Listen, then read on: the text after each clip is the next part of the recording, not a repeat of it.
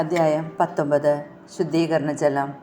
കർത്താവ് മോശയോടും അഹ്റോനോടും അരുൾ ചെയ്തു, ഞാൻ കൽപ്പിക്കുന്ന അനുഷ്ഠാനവിധി ഇതാണ്.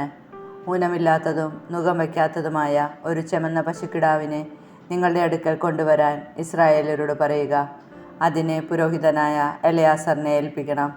പാളയത്തിന് വെടിയിൽ കൊണ്ടുപോയി അതിൻ്റെ മുൻപിൽ വച്ച് അതിനെ കൊല്ലണം. പുരോഹിതനായ എലയാസർ അതിൻ്റെ രക്തത്തിൽ വിരൽ മുക്കി സമാഗമ കൂടാരത്തിൻ്റെ മുൻഭാഗത്ത് 7 പ്രാവശ്യം തളിക്കണം. പശുക്കുട്ടിയെ അവൻ്റെ മുൻപിൽ വച്ച് ദഹിപ്പിക്കണം. തുകലും മാംസവും രക്തവും ചാണകവും എല്ലാം ദഹിപ്പിക്കണം. ദേവദാരു, ഹീസോപ്പ്, ചെമന്ന നൂൽ ഇവയെടുത്ത് പശുക്കിടാവിനെ ദഹിപ്പിക്കുന്ന അഗ്നിയിലിടണം. പിന്നീട് അവൻ വസ്ത്രങ്ങൾ അലക്കി കുളിച്ച് പാളയത്തിലേക്ക് വരണം. സന്ധ്യ വരെ അവൻ അശുദ്ധനായിരിക്കും. പശുക്കിടാവിനെ ദഹിപ്പിച്ചവനും വസ്ത്രങ്ങൾ അലക്കി കുളിക്കണം. സന്ധ്യ വരെ അവൻ അശുദ്ധനായിരിക്കും. ശുദ്ധിയുള്ള ഒരാൾ പശുക്കിടാവിൻ്റെ ചാരം ശേഖരിച്ച് പാളയത്തിന് പുറത്ത് വൃത്തിയുള്ള ഒരു സ്ഥലത്ത് നിക്ഷേപിക്കണം. അത് ഇസ്രായേൽക്കാർക്ക് പാപമോചനത്തിനുള്ള ശുദ്ധീകരണ ജലം തയ്യാറാക്കുന്നതിനായി സൂക്ഷിക്കണം. പശുക്കിടാവിൻ്റെ ചാരം ശേഖരിച്ചവൻ വസ്ത്രമലക്കണം. സന്ധ്യ വരെ അവൻ അശുദ്ധനായിരിക്കും. ഇസ്രായേലർക്കും അവരുടെ ഇടയിൽ പാർക്കുന്ന പരദേശികൾക്കും ശാശ്വത നിയമമാണിത്. മൃതശരീരത്തെ സ്പർശിക്കുന്നവൻ 7 ദിവസത്തേക്ക് അശുദ്ധനായിരിക്കും.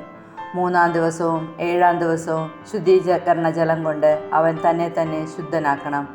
അപ്പോൾ അവൻ ശുദ്ധനാകും. 3-ാം ദിവസവും 7-ാം ദിവസവും ശുദ്ധീകർമ്മം നടത്തിയില്ലെങ്കിൽ അവൻ ശുദ്ധിയുള്ളവനാവുകയില്ല. ശവശരീരം സ്പർശിച്ചിട്ട് തന്നെ ശുദ്ധീകരിക്കാത്തവൻ കർത്താവിൻ്റെ കൂടാരത്തെ അശുദ്ധമാക്കുന്നു. അവനെ ഇസ്രായേലിൽ നിന്ന് വിച്ഛേദിക്കണം. ശുദ്ധീകരണ ജലം തൻ്റെ മേൽ തളിക്കാത്തത് കൊണ്ട് അവൻ അശുദ്ധനാണ്. അവനിൽ അശുദ്ധി നിലനിൽക്കുന്നു. കൂടാരത്തിനുള്ളിൽ വച്ച് ആരെങ്കിലും മരിച്ചാൽ അതേക്കുറിച്ചുള്ള നിയമം ഇതാണ്. കൂടാരത്തിൽ പ്രവേശിക്കുന്നവനും കൂടാരത്തിലുള്ളവനും 7 ദിവസത്തേക്ക് അശുദ്ധരായിരിക്കും. തുറന്നു വച്ചിരിക്കുന്ന പാത്രങ്ങളെല്ലാം അശുദ്ധമാകും. വാൾ നിരയായവനെയോ ശവശരീരത്തെയോ മനുഷ്യാസ്ഥിയെയോ ശവക്കുഴിയെയോ വെളിയിൽ വെച്ച് സ്പർശിക്കുന്നവൻ 7 ദിവസത്തേക്ക് അശുദ്ധനായിരിക്കും.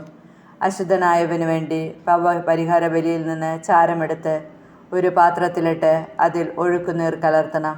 പിന്നീട് ശുദ്ധിയുള്ള ഒരാൾ ഹീസോപ്പെടുത്ത് ആ വെള്ളത്തിൽ മുക്കി കൂടാരം, ഉപകരണം എന്നിവയുടെ മേലും അവിടെയുള്ള ആളുകൾ, അസ്ഥികൾ, കൊല്ലപ്പെട്ടവനെയോ ശവശരീരത്തെയോ ശവക്കുഴിയെയോ സ്പർശിച്ചവർ തുടങ്ങി എല്ലാവരുടെയും മേൽ തളിക്കണം.